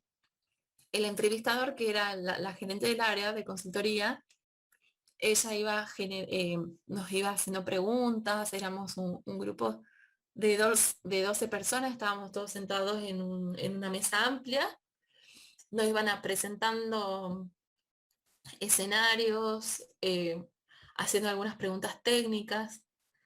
Ella también tomaba sus notas. La persona de recursos humanos, eh, es como que daba espacio, siempre había, como era una entrevista de trabajo, había personas que trataban de destacarse un poco más.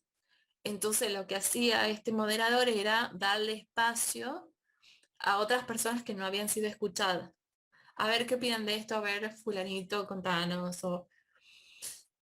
Y el entrevistador era el que tiraba las preguntas y el moderador era el que le daba los espacios de diálogo a cada uno, y el documentador era una persona sumamente silenciosa que se encargaba de registrar todo lo que iba sucediendo dentro de esa mesa de entrevistas, de entrevistados.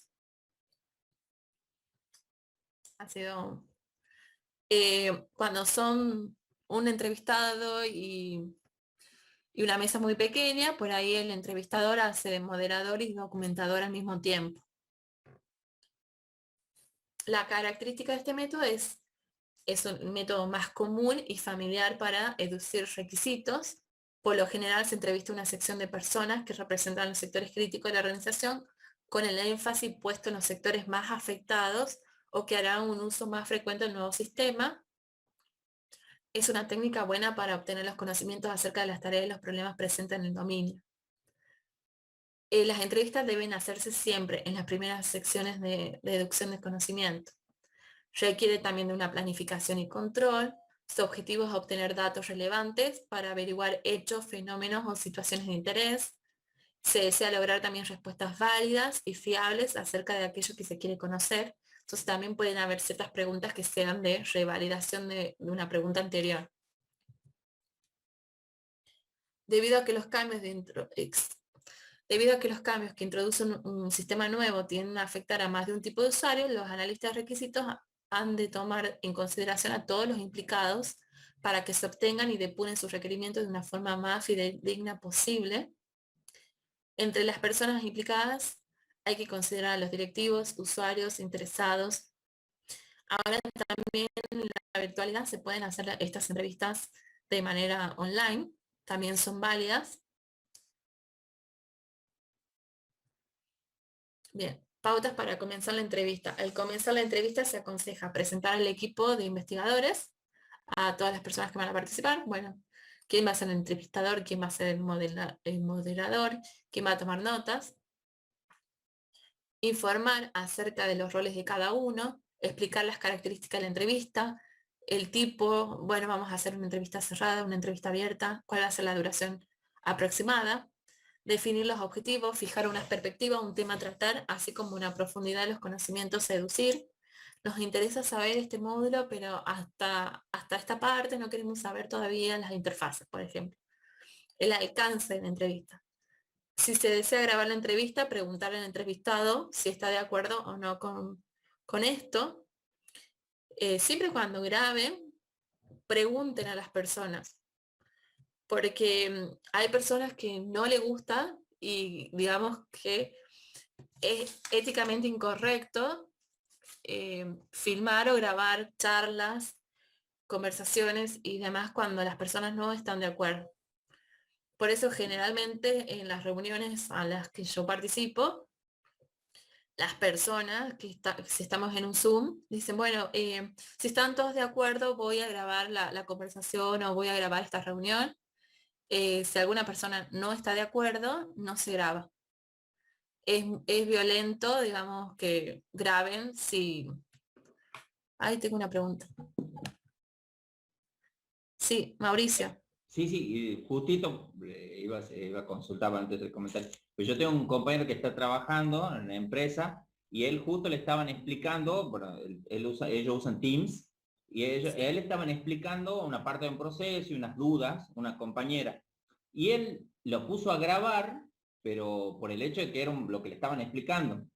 Y después tuvo problemas por eso. Me comentó que se le armó un problema porque la otra persona dice, pues sí, vos me estás grabando. Parece que entre la conversación la persona que le explicaba hizo algún comentario al pasar de otro compañero. Entonces lo tomó a mal y él se le generó un problema muy grande por eso, porque él no le avisó que le estaba grabando. Entonces la otra persona pensó que le estaba grabando a propósito, digamos. Sí, no, Es, hay que tener mucho en cuenta. Hay gente que lo toma como violento también. Las grabaciones las toman como violento. Bien. Gracias, Mauricio. Sí, tengan en cuenta lo que les comentó el compañero. Bien, uy, vuelvo un poquito. Bien. Al finalizar la entrevista es recomendable que se le pregunte al entrevistado si desea agregar algo más, alguna aclaración, algún comentario fuera de las preguntas realizadas, indicarle que próximamente se hará la validación de la entrevista también. Hay documentos que ya los voy a subir al aula virtual que está cómo documentar las entrevistas y cómo documentar los cuestionarios. Y también cómo documentar esta validación. Las normas para la entrevista. Para llevar a cabo una buena entrevista es necesario tener en cuenta las siguientes normas. Abordar gradualmente al interrogado, creando una corriente de amistad, identificación, cordialidad. Ayude al interrogado para que se sienta seguro, locuaz. Déjelo concluir con su relato, ayúdelo luego a completar concretando fechas, hechos. Procure formular las preguntas con frases fáciles, comprensibles. Existen formulaciones embarazosas con carácter personal o privado. tratar de evitar esas formulaciones, actuar con espontaneidad, franqueza y no con astucia o rodeos o hostigando hacia una respuesta. Hay que ser educados con eso. Tenemos dos tipos de entrevistas, abiertas o no estructuradas y cerradas y estructuradas. Por ejemplo, acá vemos a alguien que tomó una entrevista abierta y se puso a cantar. Las entrevistas cerradas, una vez que el analista ha marcado el tema y la profundidad con que se desea tratarlo, planifica todas las preguntas que debe planear al cliente y usuario durante la reunión. El analista plantea un grupo de cuestiones sobre una determinada característica o necesidad y una vez resuelta pasa al grupo siguiente. Si se usa fundamentalmente en la segunda parte del proceso de deducción, permite adquirir información más específica con respecto a la necesidad de los clientes y los usuarios. Preguntas típicas. ¿Podría explicarme este concepto con mayor detalle? ¿Qué ocurre en este punto? ¿Es correcta esta secuencia? ¿Es lo que se hace en esta situación? Hay preguntas comunes que hay que evitar. Por ejemplo, si hago esto aquí, te has olvidado en esta, normalmente es más frecuente. Buscar como conceptos más explicativos. Entre las ventajas que tiene este tipo de entrevistas se menciona: la información es fácil de administrar y evaluar, simplificando el análisis comparativo. El entrevistado no necesita estar entrenado arduamente en la técnica. Hay uniformidad en la información obtenida, permite una evaluación más objetiva tanto de quien responde como el de sus respuestas, y resulta en entrevistas más pequeñas, las entrevistas cerradas, son como más acotadas. Entre las desventajas que se destacan, es difícil obtener información confidencial en una entrevista cerrada, porque estamos atados a un libreto. Se limita la posibilidad de profundizar en un tema que emerja durante la entrevista. Tiene un alto costo de preparación, hay que pensar bien en las preguntas, ya que son preguntas cerradas. Hay que tratar de tener las preguntas justas. Los que responden pueden no aceptar el alto nivel en la estructura y carácter mecánico de las preguntas, puede ser que se aburran o quieran hablar de otros temas de los cuales no están incluidos en la entrevista y, y les resulte como negativo que estemos atados a un libreto.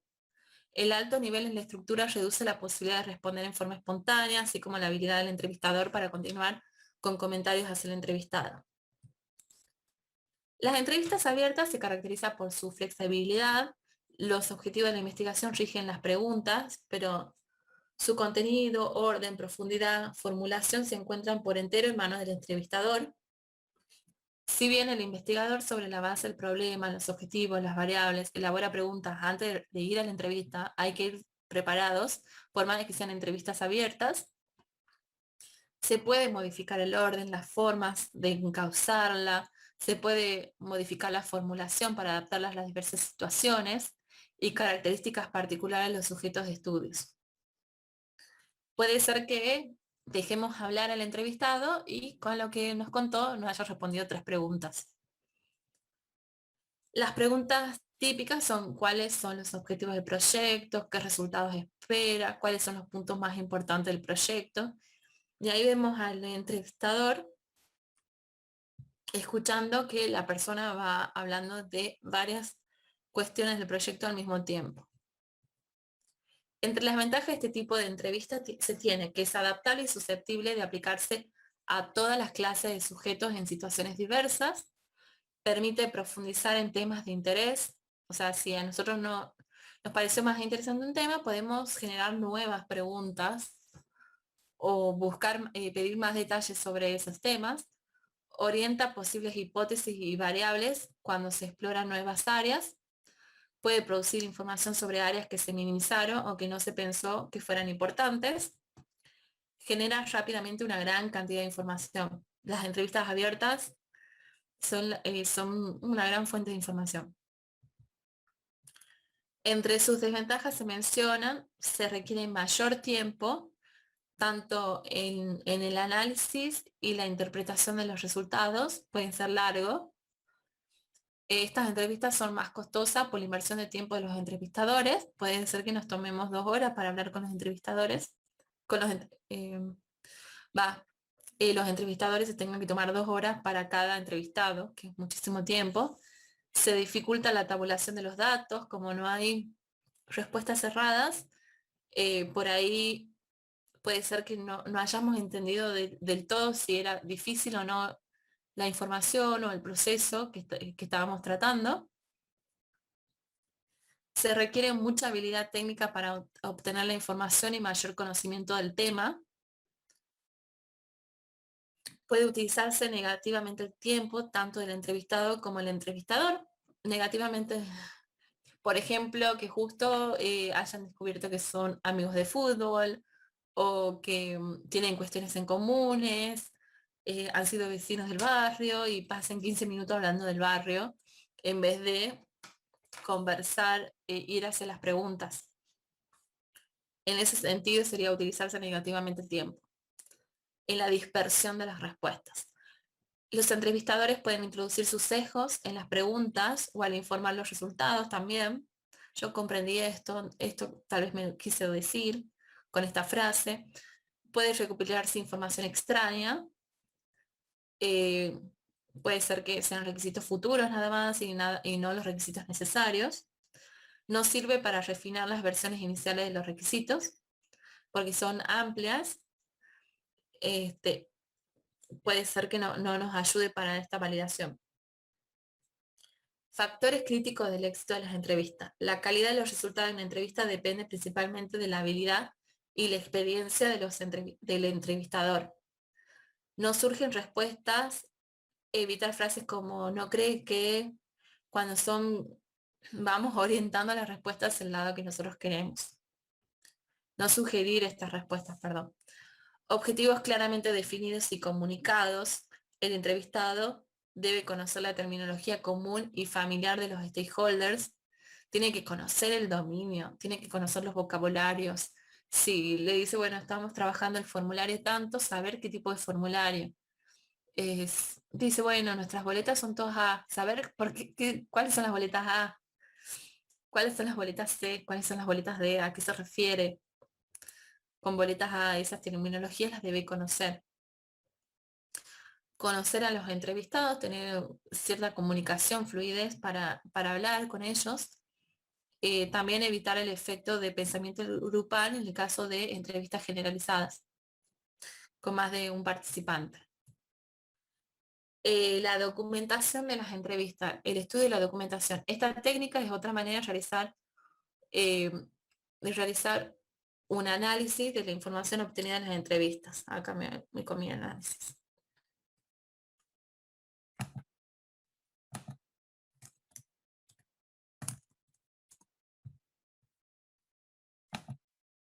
Bien, ahí se los corrijo.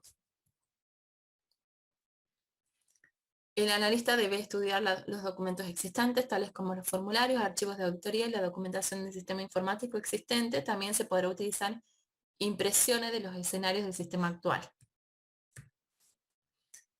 Después tenemos encuestas y cuestionarios. Las técnicas anteriores permiten obtener información a partir de unos pocos usuarios o interesados.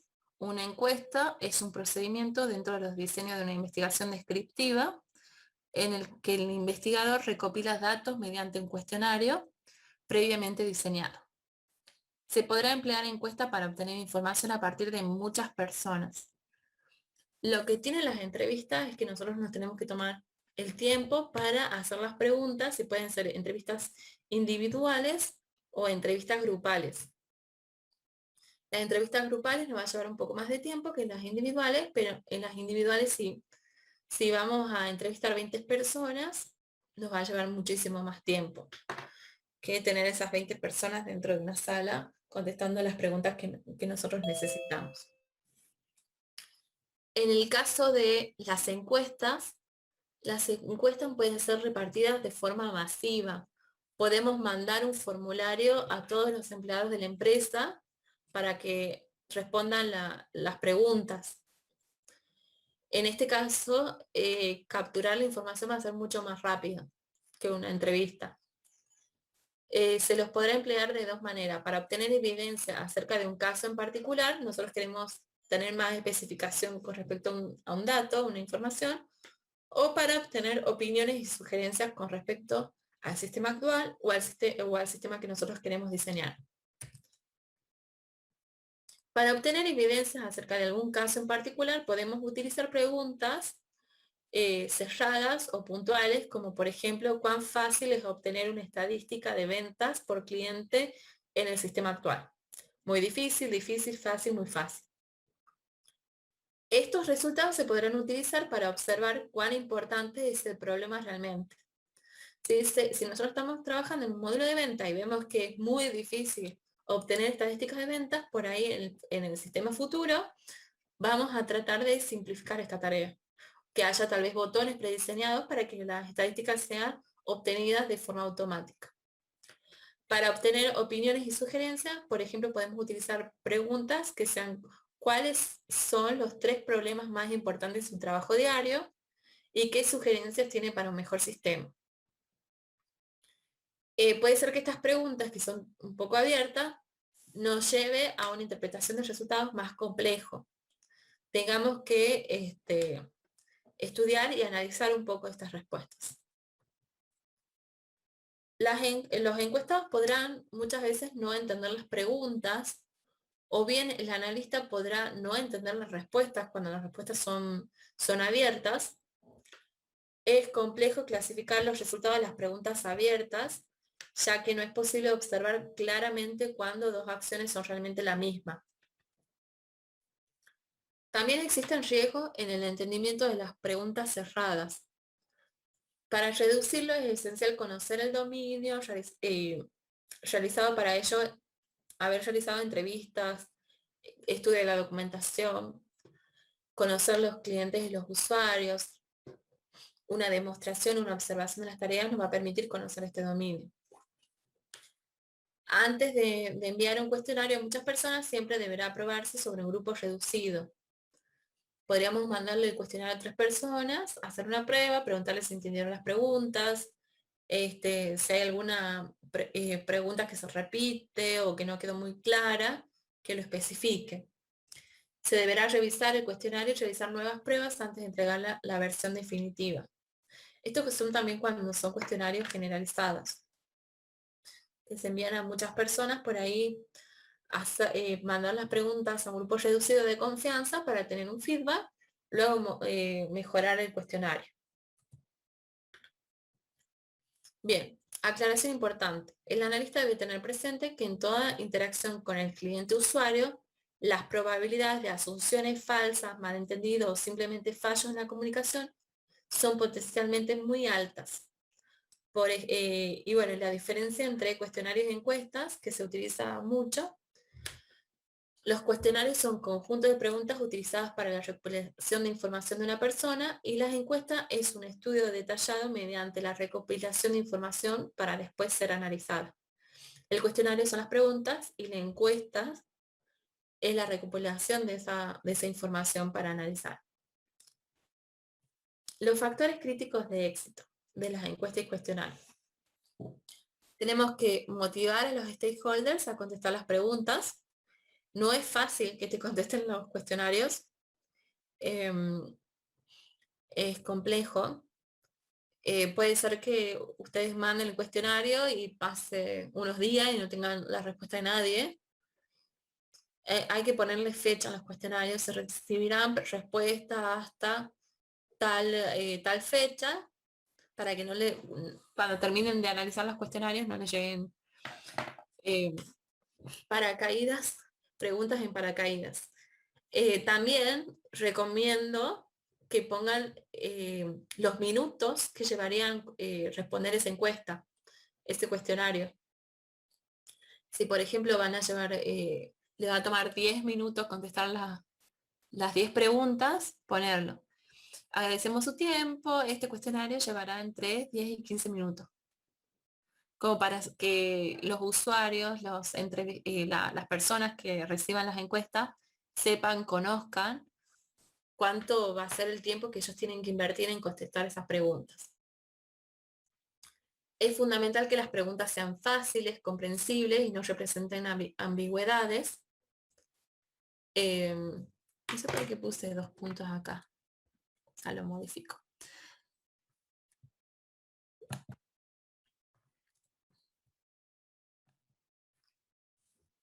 También se tiene que considerar que esas preguntas tienen que ser lo suficientemente claras, porque ustedes no van a estar para explicárselo a las personas que van a participar de los cuestionarios, sino que tienen que ser, sí, tienen que ser claras. Si hay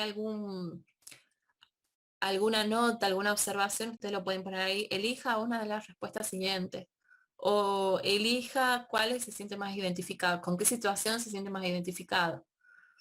Eh, También evitar mucho las respuestas neutrales. Hay muchos cuestionarios que ponen no sabe, no responde, y cuando te devuelven el cuestionario te das cuenta que la mitad del cuestionario lo pusieron no sabe, no responde. Entonces, les resulta más difícil a usted, esto o lo otro? Y dice no sabe, no responde. Entonces, fijarse en qué puntos hay que considerar esas respuestas neutrales. También se puede considerar consultar a un experto en cuestionarios para diseñar y administrar las respuestas, para asegurar que se hacen las preguntas correctas a las personas correctas. Los expertos en cuestionarios son por lo general las personas que se dedican a estadísticas. Entrenar a los stakeholders, a estadística y a data analytics. También son expertos en cuestionarios. Entrenar a los stakeholders si deben comprender el formato de la documentación usado, eh, seleccionar un formato de documentación acorde a los stakeholders, probar los cuestionarios antes de distribuirlos. Esos son los factores críticos. Acá yo les voy a subir en el foro una actividad individual para que ustedes contesten sobre lo que es el lenguaje corporal. Como van a trabajar mucho con los usuarios, es importante que ustedes conozcan, bueno, cuáles son las técnicas del lenguaje corporal, cuando una persona está ocultando algo, cuando una persona dice la verdad, cuando hay detalles que se quieren dejar pasar por alto. Y ahora vamos a ir a la actividad. Eh, Les voy a dejar la actividad para que ustedes lo suban al grupo de Slack a medida que van terminando.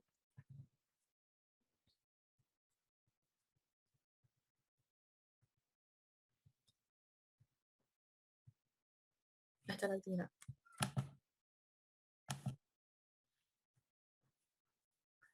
Me gustaría que generen un documento y pongan las ventajas y desventajas del método Delphi, de los prototipos y de la prueba piloto, y después me indiquen por grupo qué método les pareció el más costoso, considerando el tiempo y los materiales, y qué método requiere mayor preparación. De estos 3 métodos, el método de Delphi, que sería repartir cuestionarios y llegar a un consenso; los prototipos, que son prototipos que pueden ser horizontales, verticales, prototipos desechables o evolutivos; y la prueba piloto, que es utilizar una demo de un programa enlatado para ver si funciona dentro de una organización, y luego, si funciona y demás, capturar los requerimientos y implementarlos en todo el software que se podría desarrollar. Antes de que hagan la actividad en grupo, por favor pongan la asistencia en el chat. Y ahora voy a generar los grupos. Uy, perdón.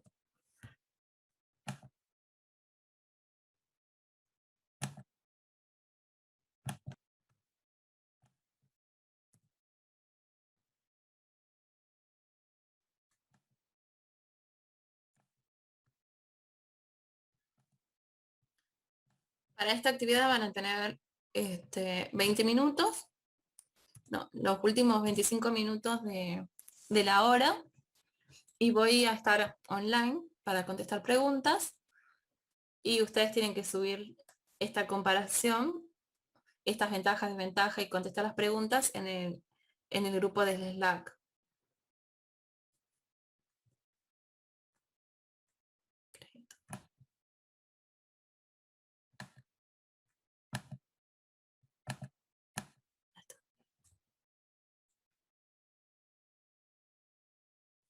No sé si quedó alguna duda. ¿Tienen alguna duda, alguna pregunta con respecto a esto? Son varios métodos, están buenos que los conozcan. Profe, Sí, quería hacer dígame. una consulta. En el caso de hay una parte de los prototipos que dice que la interfaz tiene que ser exactamente igual a la final. ¿Eso también incluye los prototipos que sean descartables? No, en los prototipos descartables no lo incluye. ¿Por qué? Porque a partir de los prototipos que nosotros tenemos, vamos a decirle, mira, este prototipo es lo que nosotros queremos. Puede ser que sea descartable en sentido si has utilizado una herramienta que no te permite agregarle funcionalidad a los botones.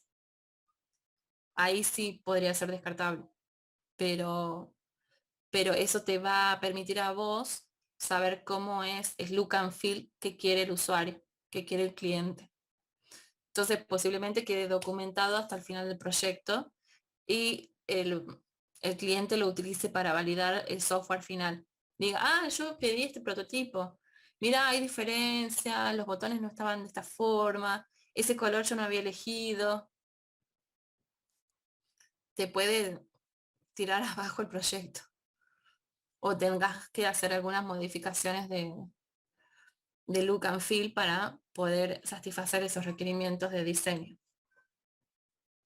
Muchas veces estos prototipos lo hacen los diseñadores gráficos, se los muestran a los usuarios los aceptan y luego los desarrolladores web o los desarrolladores de desktop toman esos diseños y le van generando la lógica, los métodos, las rutinas a los botones y demás.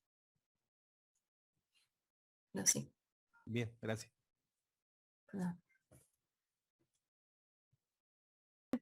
Cualquier consulta, duda, ya saben, nos comunicamos por Slack y nos vemos la semana que viene, el lunes de la Profe, semana que viene. Sí, dígame. cuando se desconecten los chicos, ¿se puede quedar un ratito, por favor? Sí, me puedo quedar. Gracias. Bueno, Hasta luego, profe. que estén muy bien, chicos. Hasta luego, Hasta profe. luego. Hasta luego, profe. Profe, hasta luego.